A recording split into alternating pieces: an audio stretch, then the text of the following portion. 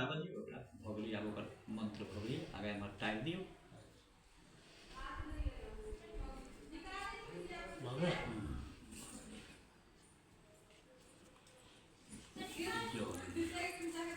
विधि के कनि शिफ्ट कर दिया शिफ्ट दिया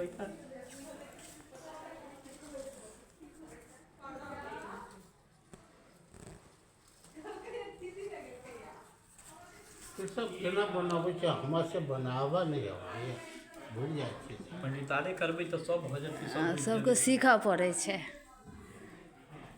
हमरे अपन घर आर के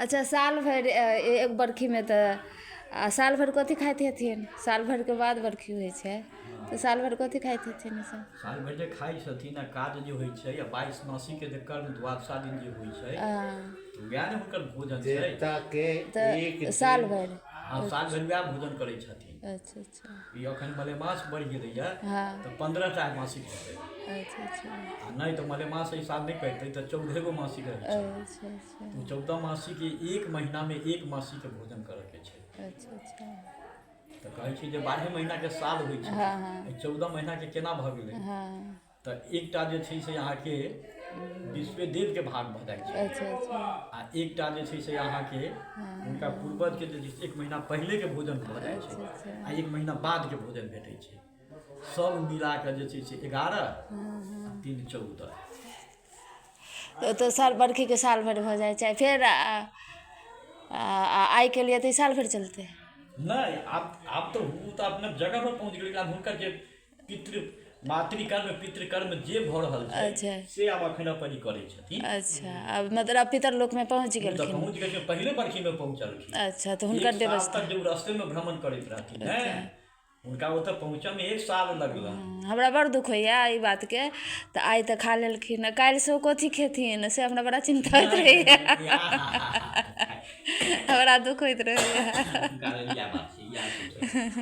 साल भरि जे कर्म होइ छै ने हाँ 10 दिन के जे पिंड ध्यान होइ छै हाँ हाँ अपना ब्राह्मण समाज में ई सब बुझै छथिन जे क्रिया करै छथिन शुल्कन से ई सब नहीं बुझै छै एगो सरझपी खाली ओ सब बुझै छै बुझै छै अब कऽ देलक आ फेर 4 दिन 3 दिन फेर ओहिना छोड़ि देलक ओहिना तऽ फेर जहिया 7 दिन भेल तऽ सर्धन एगो कऽ लेलक बनारस में फेर 3 दिन ओहो छोड़ि देलक फेर जहिया 9 केस भेल तऽ 9 केस कऽ तो लेलक फिर ओकर सबके अंग नहीं बनैत हेतै अंग बनै छै तऽ वएह रहै के बनै छै पिंड ध्यान तऽ सब होइ छै नहीं ब्राह्मण के 13 दिन पर मतलब अच्छा अपना सबके ई देखै छियै आ पहाड़ी सबके देखै छियै किछु करबे ने मरि गेल आ भऽ गेल किछु करिते नहीं छै तो ओकर सबके कोन कहै छै शुल्कन 1 महीना शुल्कन के 1 महीना के छै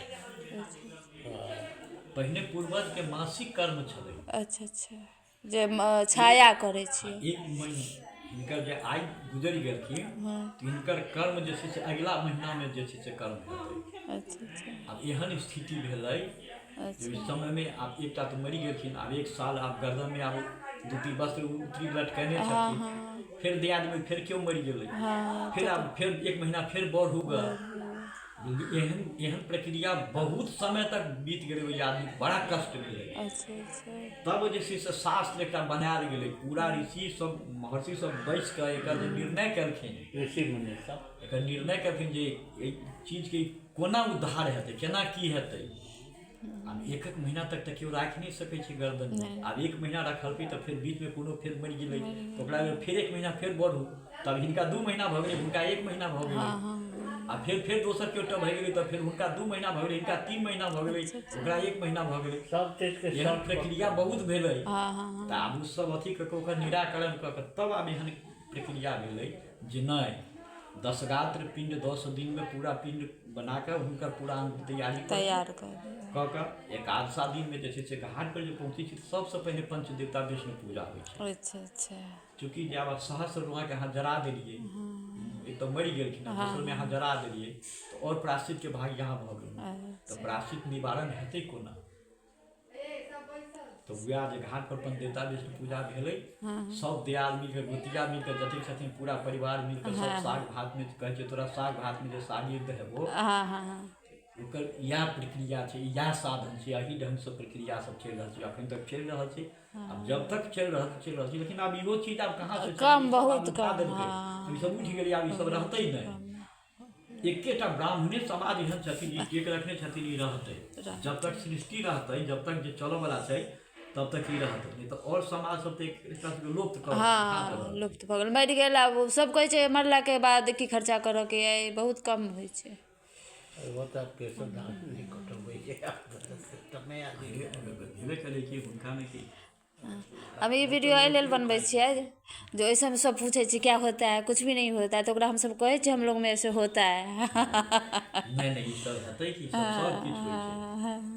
10 रात्र के जे पिंड होइ छै तो 10 दिन के शरीर अंग तैयारी बनै छै, जरा के त अहाँ भस्म क देलियै, आब शरीर बनतै त कोना बनतै, केना बुझली शरीर बनलै, तब वो पिंडदान छै। फर्स्ट दिन के पिंडदान छै। शिव पुराण में एक शिरः पूरकः प्रथमः पिंडस्ते मया दीयते तबो प्रतिष्ठाताम। पहिला दिन के पिंडदान में हुनकर मस्तक बनतै, तैयारी हेतै। अच्छा। दोसर दिन के पिंडदान छै, गलान से भुज बक्ष माने गर्दन आ भुजा ये हाथ तैयारी होइ छै। नहीं गलत भऽ गेल। दोसर दिन के पिंडदान में कारनाक्षी नासा, कान और नाक के छिद्र बनै छै। तेसर दिन के पिंडदान छै गलान से भुज बक्ष, ओहि दिन गर्दन तैयारी होइ छै, भुजा बनै छै। चारम दिन के पिंडदान में छै नाभि लिंग बुध पूरक, शरीर के नाभि जतेक के भीतर में जतेक ओकर पाठ पूर्जा छै वो निर्माण उ बनै छै। पाँचम दिन के पिंडदान जे छै से जानो जंघा पाद पूरक, दुनू जांग तैयारी होइ छै।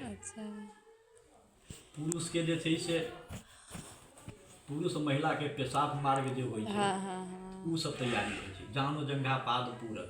एक पंचम पिंडस्ते मया दीयन्ते तबो प्रतिष्ठन्ताम। छठम दिन के पिंडदान छै सर्वमर्म पूरक, एक खष्ठा पिंडस्ते मया दीयते। ओहि दिन शरीर में जतेक अहाँके रोमा सहस्त्र रोमा छै ई सब पूरा तैयारी होइ छै।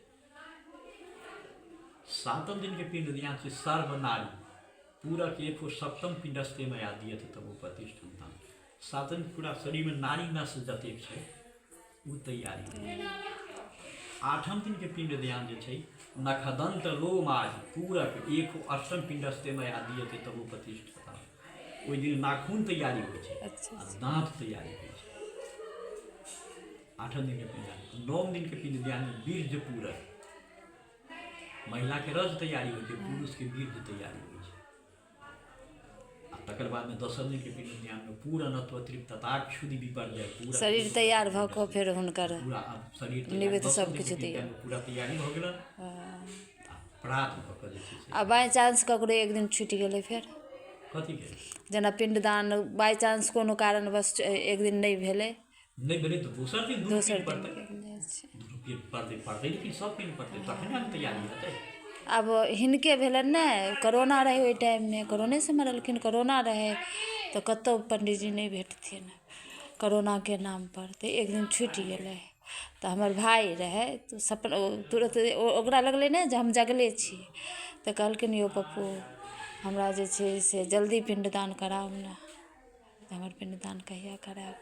फेर ऑनलाइन गूगल पर सर्च करैत करैत करैत तहन अपने चौरौतके पंडीजी भेटलखिन, तहन फेर सब किछु आ ओना में तो हमरो सबके तो नंबर अहाँके रहे, फोन करी तो ओहि नंबर पर घरे से अहाँके पिंडदान करा दितौ।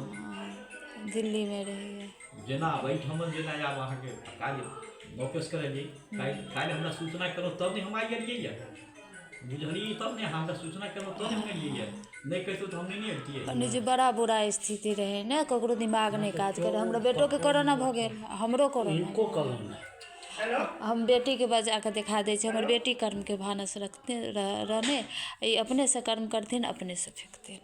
हमरो स्थिति मतलब लास्ट स्टेज हमरो रहे। चलो धन भगवती सबके सुरक्षित जल लिया, तीन फूट चांद हाथ कर लिया, ऊपर हाथ ओ मध्य वत्स गोत्रे मातु नाम नलिमन देवी एक हो अर्घस ते स्वधा छिट दिया, क्या बोल रहा है? जो पिन पर खसा दी। तो उसका होगा, रॉकी का होगा, अपना कोई ऑर्डर नहीं है। अब थाली कनी दियो ना, पिन बने। ठीक है, ठीक है, अपना नहीं है, ठीक है। मज देखेबे ना समाज के हमारा समय ना होइए। धरू बेटी माँ, बेटा हाँ ओहिठाम धरू। कनी तरकारियो छै तऽ कनी ओहिमे धऽ दिअ, कनी ओहिमे सल दिअ।